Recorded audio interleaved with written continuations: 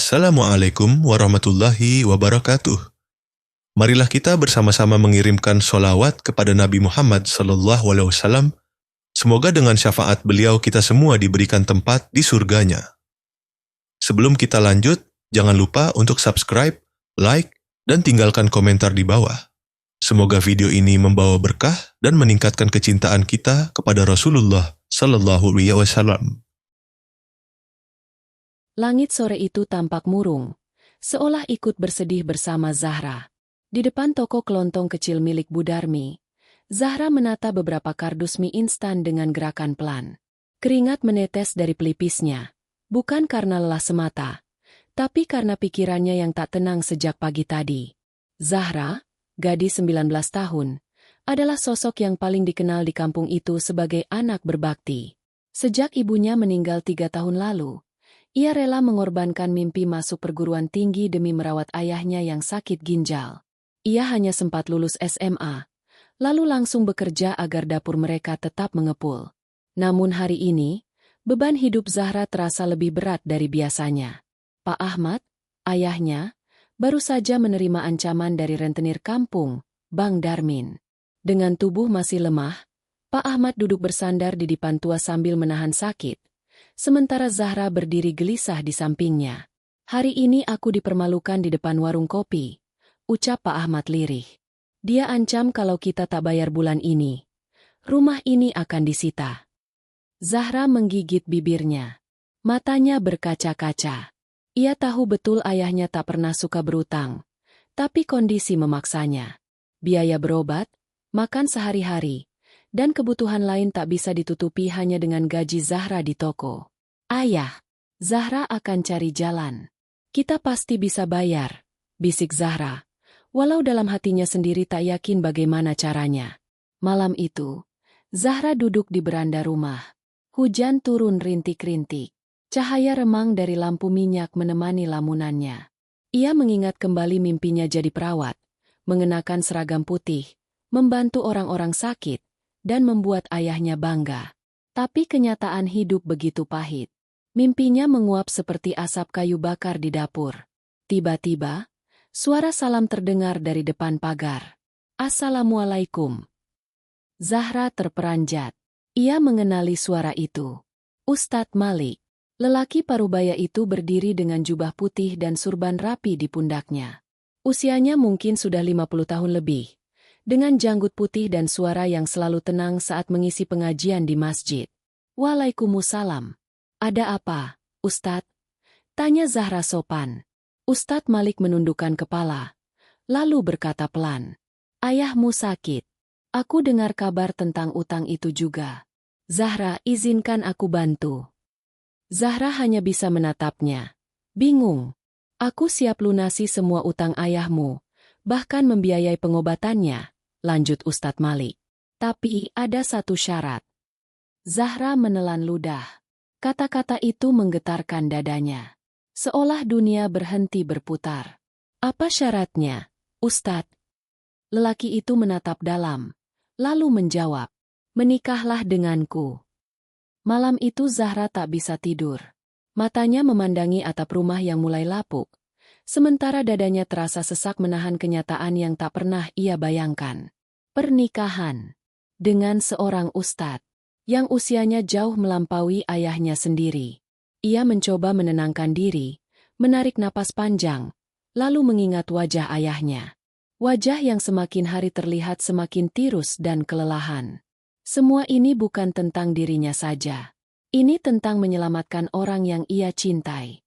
Pagi harinya, Zahra duduk di ruang tamu bersama ayahnya. Ustadz Malik datang membawa map coklat dan beberapa dokumen. Di wajahnya, tak ada senyum menggoda atau ekspresi memaksa. Ia tetap tenang, seperti biasa. "Aku tahu ini berat untukmu, Zahra," katanya pelan. "Aku tidak ingin memaksamu. Tapi niatku serius. Aku akan menjadi pelindungmu dan ayahmu. Aku tidak mencari gadis muda untuk kesenangan. Aku hanya ingin keluarga." Zahra menunduk. Tangannya menggenggam ujung gamisnya erat-erat. "Kalau aku bilang tidak, bagaimana dengan utang ayah?" tanyanya nyaris berbisik. Ustadz Malik menghela napas. Aku tetap akan bantu. Tapi kalau kita menikah, aku bisa menjaga kalian lebih dekat. Zahra tidak akan menanggung semuanya sendiri. Pak Ahmad yang duduk tak jauh, menatap anaknya dengan mata berkaca-kaca. Zahra, ayah ini hanya beban. Kalau kau menolak, ayah akan tetap bangga. Tapi kalau kau menerima, ayah akan merasa sangat bersalah. Air mata Zahra pecah. Ia bangkit, lalu menghampiri Ustadz Malik, dan dengan suara gemetar berkata, "Aku setuju." Pernikahan dilangsungkan seminggu kemudian. Tanpa pesta meriah. Hanya akad sederhana di masjid desa, disaksikan oleh tetangga, santri, dan para tokoh masyarakat. Zahra mengenakan kebaya putih polos. Wajahnya ditutupi cadar tipis. Tak ada senyum bahagia, hanya kesedihan yang disembunyikan dengan tatapan kosong. Di hari yang sama, seluruh utang Pak Ahmad dilunasi. Bahkan rumah yang tadinya akan disita, kini telah bersertifikat atas nama Zahra. Banyak warga mulai membicarakan pernikahan ini. Ada yang bilang Zahra gadis mulia. Ada pula yang sinis, menuduh Zahra menikahi ustadz demi harta. Namun Zahra hanya diam. Ia tak peduli apa kata orang. Yang ia pikirkan hanya satu, menyelamatkan ayahnya. Malam pertama setelah akad nikah, Zahra duduk di tepi ranjang rumah baru mereka. Rumah sederhana yang dibangun di pekarangan dekat pesantren milik Ustadz Malik. Udara malam sangat sunyi, hanya terdengar suara jangkrik dan angin yang menggoyangkan daun pisang. Ustadz Malik masuk ke kamar, membawa segelas air hangat. "Minumlah dulu," katanya, menyodorkan gelas. Zahra menerima dengan tangan gemetar. Tapi ia kaget saat Ustadz itu tidak duduk di sebelahnya, melainkan di lantai. Dengan raut lembut, ia berkata, "Zahra, aku tidak akan menyentuhmu sampai kau benar-benar mengizinkan." Zahra menatapnya lama. Dalam hatinya muncul rasa bingung, kagum, dan entah, rasa apa yang belum pernah ia kenal sebelumnya. Sejak malam itu, mereka tidur terpisah. Hari-hari Zahra berubah drastis. Ia tak lagi harus bekerja di toko. Ustadz Malik memberinya waktu dan biaya untuk melanjutkan kuliah perawat di kota. Meski tinggal di rumah sang ustadz, Zahra lebih sering belajar atau membantu kegiatan sosial pesantren. Namun di balik kebaikan itu semua, Zahra tahu ia belum ikhlas. Masih ada dinding yang tak bisa ia runtuhkan. Ia merasa seperti burung dalam sangkar emas. Bebas dari masalah lama, tapi terikat oleh janji yang belum tentu lahir dari cinta. Dan di saat itulah, seseorang dari masa lalunya datang kembali. Namanya Reza. Ia datang tiba-tiba, seperti bayangan yang lama terkubur namun tak pernah benar-benar hilang. Zahra mengenalnya sejak SMA. Reza adalah sahabat sekaligus cinta pertamanya. Tapi karena perbedaan nasib dan keadaan keluarga, Reza pergi merantau tanpa sempat mengungkapkan perasaan yang pernah tumbuh di antara mereka. Kini, 2 tahun berlalu. Zahra adalah istri seorang ustadz. Sedangkan Reza datang dengan pakaian rapi, wajah bersih, dan senyum yang masih sama. "Aku dengar kabar kamu menikah, Zahra," ucap Reza saat mereka tak sengaja bertemu di posyandu kampung. Zahra yang saat itu sedang membantu membagikan makanan tambahan untuk balita, mendadak terdiam. Tangannya yang memegang dus biskuit mengeras. "Reza?" Suaranya nyaris tak terdengar. Lelaki itu mengangguk, masih dengan sorot mata hangat yang selalu membuat Zahra tak berani menatap terlalu lama. "Aku baru kembali dari Jakarta.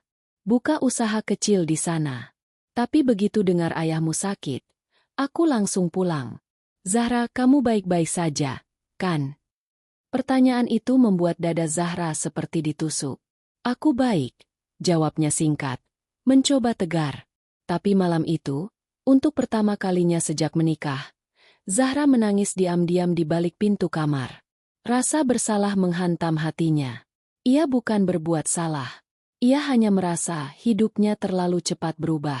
Ia belum sempat memilih, belum sempat memahami isi hatinya sendiri. Ustadz Malik menyadari perubahan Zahra. Ia bukan lelaki bodoh. Wajah istrinya itu kini sering murung, dan ia mendengar desas-desus tentang kedatangan Reza. Suatu malam, selepas salat Isya, Ustadz Malik memanggil Zahra duduk di ruang depan. "Ada yang ingin kau ceritakan padaku?" tanyanya lembut. Zahra menunduk. Tangannya gelisah.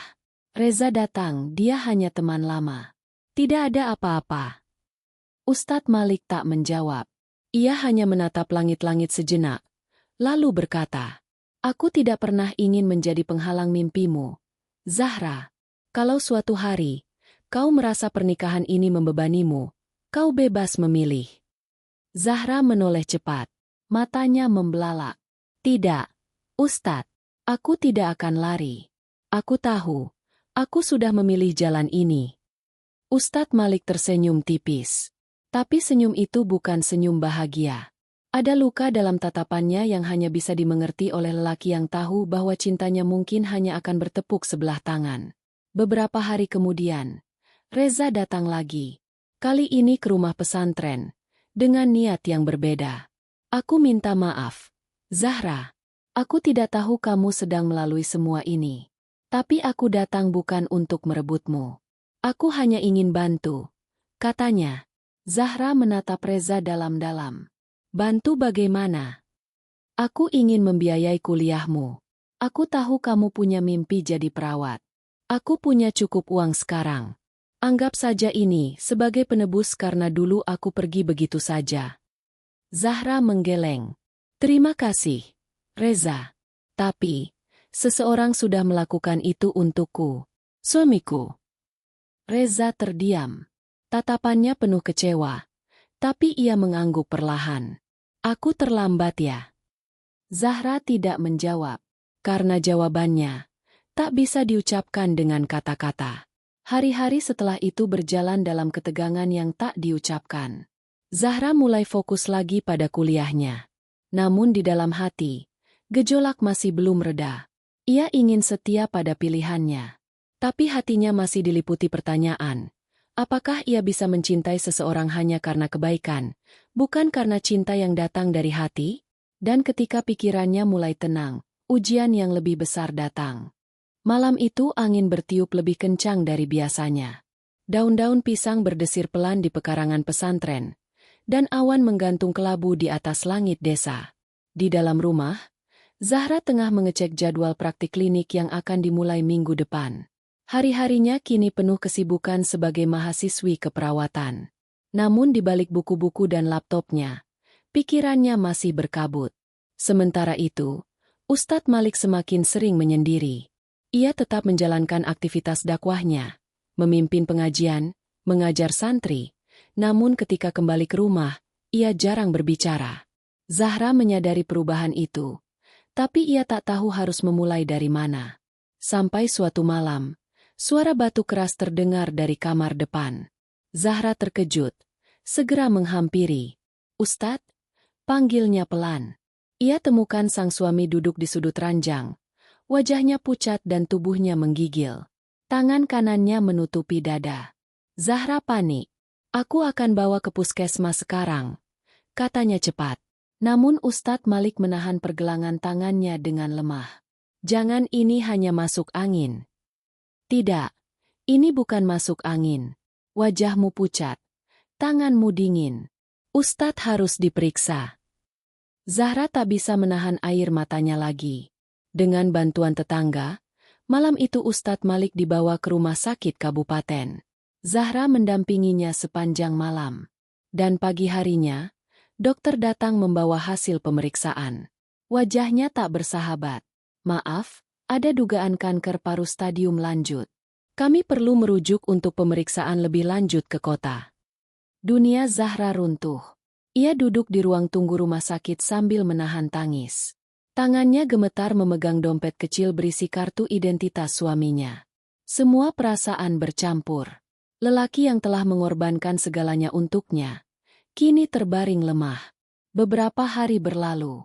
Zahra mengurus segala keperluan pengobatan Ustadz Malik, dari surat rujukan, BPJS, hingga kontak rumah sakit di kota. Ia mulai melupakan dirinya sendiri, mengesampingkan kuliah, bahkan menolak bantuan Reza yang kembali menawarkan dukungan. Aku istri Ustadz Malik. Aku yang akan menjaganya, ucap Zahra tegas. Namun cobaan belum berhenti di situ. Kabar sakitnya Ustadz Malik mulai menyebar. Beberapa tokoh masjid mulai berdiskusi soal siapa yang akan menggantikan beliau bila tak sanggup lagi mengajar. Di belakang Zahra, beberapa orang mulai membicarakan harta waris, bahkan mempertanyakan status pernikahannya. Masih muda, cantik, dan sekarang suaminya sakit. Gimana nanti kalau ustadznya nggak selamat? Jangan-jangan nanti kabur sama yang dulu tuh, si Reza. Zahra hanya bisa menunduk. Ia tahu benar, fitnah lebih tajam dari pisau. Namun di tengah badai itu, Ustadz Malik memanggilnya suatu malam. Dengan suara parau, ia meminta Zahra duduk di sisi ranjang. Zahra, ada sesuatu yang harus kau tahu. Zahra menggenggam tangannya erat. Aku tidak ingin harta ini menjadi bebanmu. Sudah kutulis surat wasiat. Jika aku tidak ada, kau bebas menentukan hidupmu. Termasuk, kalau kau ingin pergi. Zahra tercekat. Jangan bicara seperti itu. Ustadz belum kalah. Kita masih bisa berjuang. Kita belum selesai. Namun Ustadz Malik hanya tersenyum. Senyum tenang seperti malam pertama mereka menikah. Dan Zahra tahu, waktu mereka mungkin tidak banyak. Tapi ia juga tahu satu hal, untuk pertama kalinya, ia ingin bertahan. Bukan karena terpaksa, tapi karena cinta itu, akhirnya tumbuh. Diam-diam, dalam sunyi, dalam luka.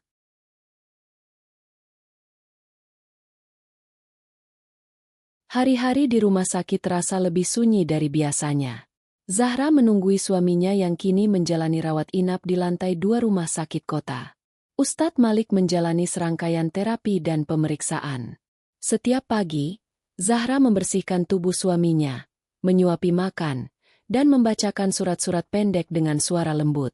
Namun tubuh itu semakin kurus, kulitnya makin pucat, dan nafasnya terdengar berat meski dibantu alat bantu oksigen. Di sela-sela waktu luang, Zahra menulis jurnal kecil, yang berisi semua isi hatinya. Tentang rasa sakit yang ia rasakan. Tentang rasa cinta yang tumbuh lambat namun mengakar dalam. Ia mulai menyadari bahwa hidup memang tak selalu tentang pilihan yang ideal. Tapi tentang keberanian menerima kenyataan dengan penuh kesungguhan. Suatu malam, saat Zahra mengganti selang infus, Ustadz Malik membuka mata dan berkata pelan. Aku ingin sekali melihatmu lulus, mengenakan seragam perawat itu. Zahra menahan tangis. Ia menggenggam tangan suaminya dan menunduk. Ustadz, jangan bicara seperti itu. Kita akan lihat itu bersama. Tapi Zahra tahu, tubuh itu perlahan menyerah. Di luar kamar, dokter memanggilnya dan mengatakan bahwa kondisi Ustadz Malik semakin melemah. Sel-sel kanker sudah menyebar ke paru-paru kanan dan tulang belakang. Pilihannya hanya satu, perawatan suportif untuk membuat sisa hari-harinya lebih tenang. Zahra pulang ke rumah malam itu, hanya sebentar, untuk mengambil pakaian dan beberapa dokumen penting. Namun saat membuka laci di meja kerja Ustadz Malik, ia menemukan sesuatu yang membuatnya terpaku. Sebuah surat, tertulis dengan tangan. Surat yang ditujukan untuknya.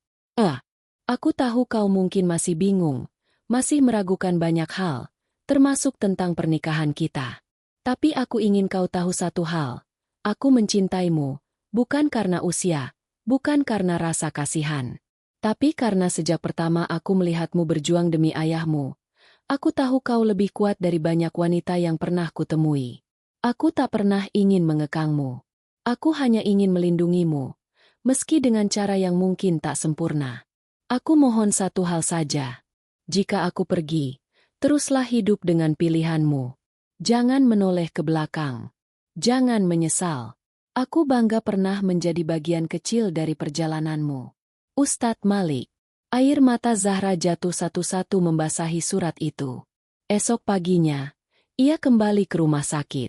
Dan saat ia membuka pintu kamar, ia temukan ruangan itu kosong.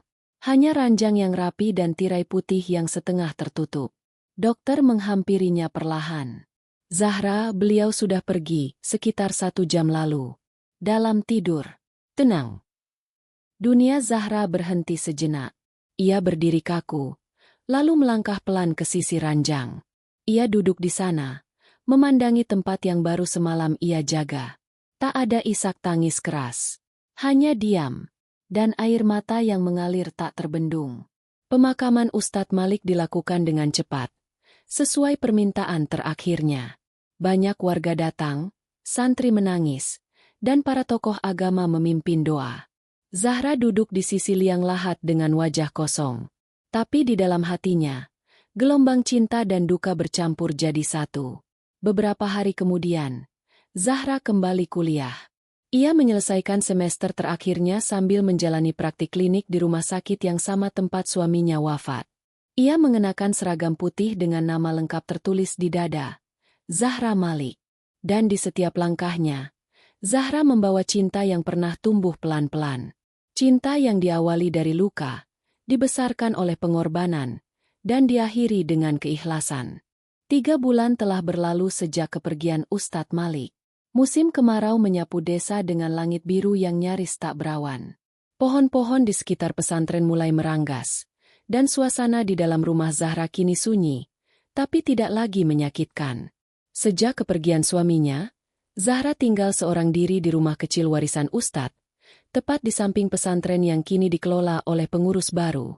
Santri-santri masih sering datang menemuinya, terutama para santriwati, meminta diajari materi kebersihan dan pertolongan pertama. Zahra tidak pernah merasa sendiri. Justru ia merasa hidupnya kini terhubung dengan lebih banyak orang daripada sebelumnya. Namun yang paling mengejutkan adalah isi surat wasiat Ustadz Malik yang dibacakan oleh notaris 2 minggu setelah pemakaman. Seluruh aset pribadi Ustadz Malik, termasuk rumah, sebidang tanah kecil, dan sebagian tabungan, diserahkan sepenuhnya kepada Zahra. Namun tidak hanya itu. Dalam surat wasiatnya, Ustadz juga meninggalkan amanah. Uang ini bukan untuk disimpan. Gunakan untuk membiayai anak-anak yatim di pesantren. Gunakan untuk menyambung pendidikan mereka. Karena hartaku yang sesungguhnya bukan ini semua, melainkan doa mereka. Zahra menangis ketika membaca bagian itu. Ia tidak menyangka bahwa niat Ustadz Malik selama ini jauh lebih besar dari apa yang tampak. Ia tidak hanya ingin menjadi suami, tapi juga jembatan kebaikan yang bisa terus hidup bahkan setelah ia tiada. Maka sejak hari itu, Zahra mengatur keuangan warisan Ustadz dengan cermat. Ia mencatat pengeluaran, menyalurkan dana beasiswa kepada santri, membayar buku, membelikan seragam, dan bahkan merenovasi kamar tidur mereka di asrama agar lebih layak. Reza sempat datang kembali, kali ini bukan untuk menawarkan bantuan, tapi untuk berpamitan. Ia hendak kembali ke Jakarta, melanjutkan usahanya. Aku lihat kamu sudah jauh lebih kuat dari yang aku kenal dulu, kata Reza. Zahra tersenyum, kali ini tulus dan penuh penerimaan. Aku bukan Zahra yang dulu, Rez. Aku sudah berjalan terlalu jauh untuk kembali. Kalau begitu, semoga kita ketemu lagi. Di waktu dan jalan yang berbeda. Mereka berjabat tangan. Tidak ada kata cinta. Tidak ada janji. Hanya pengakuan bahwa mereka pernah saling kenal. Dan kini masing-masing memilih jalan hidup yang berbeda. Suatu malam, saat Zahra hendak tidur, ia membuka kembali jurnal lamanya. Di halaman terakhir, ia menulis, "Aku menikah bukan karena cinta. Tapi akhirnya aku belajar bahwa cinta bisa tumbuh, pelan-pelan, dalam diam, dalam luka, dalam keikhlasan." Ustadz Malik bukan lelaki muda yang tampan. Tapi dia lelaki yang mengubah hidupku selamanya. Dan ketika Zahra menutup buku itu, ia tahu, kisahnya belum selesai. Masih banyak jalan panjang yang harus ia lalui. Tapi kini ia melangkah dengan keyakinan. Bukan sebagai istri yang terpaksa menikah, tapi sebagai wanita yang telah memilih jalan hidupnya sendiri. Hari itu, Zahra berdiri di atas panggung kecil di aula kampus keperawatan. Ia mengenakan toga putih dan selempang bertuliskan wisudawan terbaik Fakultas Keperawatan. Tangannya menggenggam erat map ijazah. Matanya menatap ke arah undangan yang memenuhi ruangan. Di antara para hadirin, tak ada sosok ayah, tak ada pula suami. Namun dalam hatinya, Zahra merasa tidak sendiri. Ia tahu, Pak Ahmad telah berpulang beberapa minggu sebelum hari kelulusannya. Sakit ginjal yang diderita sejak lama akhirnya merenggut nyawa sang ayah dalam tidur damai. Zahra sempat pulang, menangis, dan memeluk tubuh ringkih itu dengan tenang. Tidak ada teriakan, tidak ada histeria. Hanya rasa syukur. Karena ia berhasil menjaga dua orang yang paling ia cintai, hingga akhir hidup mereka. Usai acara wisuda, Zahra kembali ke desa. Tapi bukan untuk menetap sebagai ibu rumah tangga atau menjadi bagian dari pesantren semata. Ia datang membawa misi. Zahra membuka sebuah klinik kecil di samping pesantren. Klinik itu diberi nama Rumah Sehat Malik Ahmad, sebagai penghormatan kepada dua lelaki yang telah membentuknya. Klinik itu melayani warga kurang mampu secara gratis, didanai dari sisa warisan dan donasi sukarela para alumni pesantren.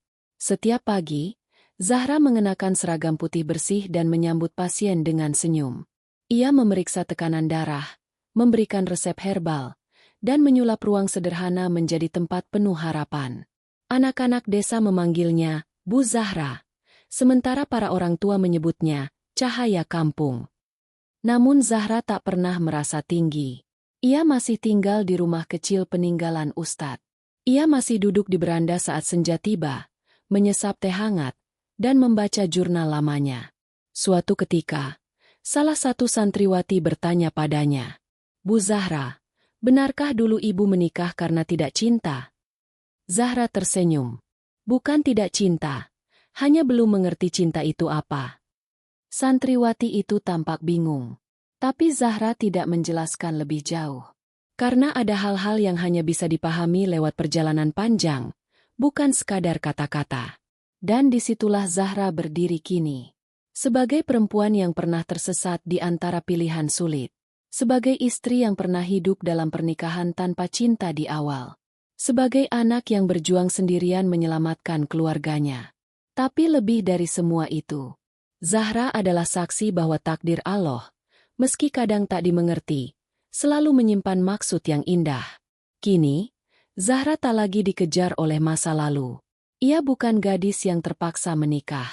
Ia adalah wanita yang telah menang, dengan caranya sendiri.